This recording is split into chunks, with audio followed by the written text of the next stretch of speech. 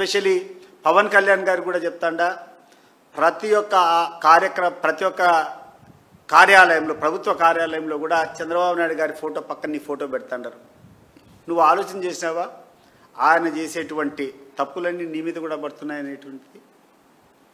ఈరోజు ఆ రోజు మేనిఫెస్టో ఇచ్చేటప్పుడు మీ ఇద్దరు కలిసి ఇచ్చినారు కదా, ఆ రోజు ప్రజలకు ఇచ్చేటువంటి హామీలు మీ ఇద్దరు కలిసి ఇచ్చింటివే కదా, ఏ హామీ అమలైంది ఒకసారి నేను అడుగుతున్నా. మీకే ఇంత దౌర్భాగ్యము ఒక చంద్రబాబు నాయుడుకు మీకు తప్ప ఎవ్వడికి దక్కలే. ఎక్కడే కానీ నిరుద్యోగులకు ఉద్యోగాలు ఇవ్వాలా, మహిళలకు మీరు చెప్పినట్టు 18,000 రూపాయల పథకం ఇవ్వాలా. ఈరోజు గ్యాస్ అన్నారు, మీకు ధైర్యం ఉంటే చెప్పండి ఏ ఊరికైనా పోదాం. గ్యాస్ ఇప్పటి వరకు సంవత్సరానికి 3 సిలిండర్లు అన్నారు. ఎవరో 3 సిలిండర్లు వచ్చినటువంటి కుటుంబాన్ని మీరు చూపిస్తే మీకు సాష్టాంగం పడిపోతాం. మీరు సిద్ధమా? మీరు దానికి సిద్ధమా అని అడుగుతున్నా నేను. ఏ ఊరికైనా పోదాం. రైతుల గురించి డబ్బులు ఇస్తామని చెప్పారు, ఇచ్చినారా? ఇవ్వకుండా కూర్చొని ఏమీ లేకుండా మీ అంతకు మీరే కూర్చొని విజయోత్సవ సభలు అనంతపురంలో కూర్చొని సూపర్ 6 సూపర్ హిట్ అని ఎక్కడికి పోతాండ్రు మీరు?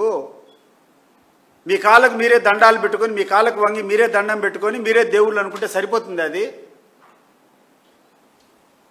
ఎన్ని వదిలిపెట్టండి, ఎన్ని వాస్తవాలకి రాండి. ఇటీవల లోకేష్ గారు నువ్వు పోయినావు, క్రికెట్ జెర్సీ వేసుకున్నావు, ఇండియన్ జెర్సీ వేసుకున్నావు, ముంబైలో జరిగేటువంటి మ్యాచ్లోకి పోయినావు.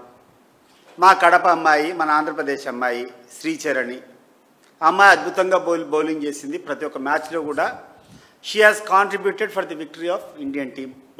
భారత జట్టు నెగ్గడానికి ఆమె యొక్క భాగస్వామ్యం ప్రతి ఒక్క మ్యాచ్లో ఉంది. గతంలో చంద్రబాబు నాయుడు కానీ మీరు కానీ ఎవరైనా ఈ రాష్ట్రానికి సంబంధించినటువంటి క్రీడాకారులు ఎవరైనా ప్రతిభ సాధిస్తే మీరు వెంటనే ఫైనాన్షియల్గా బెనిఫిట్స్ కానీ వాళ్ళకి స్థలాలు కానీ ఉద్యోగాలు కానీ ఇవన్నీ ఇచ్చేవాళ్ళు. హారిక అని చెప్పి చెస్ ప్లేయర్ ఉండింది, ఆమెకి ఇచ్చినారు. పుల్లల గోపీచంద్కి ఇచ్చినావు, పివి సింధుకి ఇచ్చినావు. ఈరోజు శ్రీచరణికి ఎందుకు ఇవ్వలేదు? నువ్వు గొప్పగా పోయినావు, నువ్వే పోయినావు, మ్యాచ్లో చూసినావు. మరి వేరే రాష్ట్రాల్లో చూస్తా అంటే వాళ్ళ రాష్ట్రాలకు సంబంధించినటువంటి క్రీడాకారులు ఎవరైనా ఆ జట్టులో ఉంటే వాళ్ళందరికీ ₹1 పారితోషికం ఇచ్చినట్టు నేను పేపర్లో చూస్తున్నా. మిగిలిన రాష్ట్రాలు వాళ్ళకి సంబంధించినటువంటి ప్లేయర్స్ ఎవరైనా వాళ్ళ రాష్ట్రాలకు సంబంధించినటువంటి ప్లేయర్స్ నిన్న జట్టులో ఉంటే వాళ్ళందరికీ ₹1 అనౌన్స్ చేశారు. నువ్వు ఎందుకు చేయడం లేదు? పివి సింధుకు ఒక న్యాయము, హరితకు ఒక న్యాయము, పుల్లెల గోపీచంద్కు ఒక న్యాయము, శ్రీచరణ్కి ఒక న్యాయమా? నాకు కారణం అడుగుతున్నా నేను. ఎందుకు గాను ఇంతవరకు ఈ ప్రభుత్వం శ్రీచరణి విషయంలో ఒక్క మాట కూడా మాట్లాడలా? నువ్వు ఏ మ్యాచ్కి అయితే పోయినావో ఆ మ్యాచ్లో నువ్వే కూర్చున్నావు, జెర్సీ వేసుకున్నావు, ఇండియా జట్టు అద్భుతం సాధించని మాట్లాడినావు.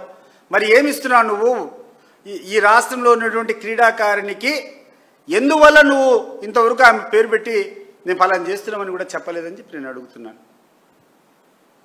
మిగిలినటువంటి వాళ్ళకు నువ్వు చేసినప్పుడు ఈమెకు ఎందుకు చేయాలి ఇప్పటి వరకు? దీనికి కారణం ఏందో లోకేష్ గారు, ఈ యొక్క ప్రభుత్వం, కూటమి ప్రభుత్వం వెంటనే ప్రజలకు చెప్పాలని చెప్పి కూడా నేను కోరుకుంటున్నాను.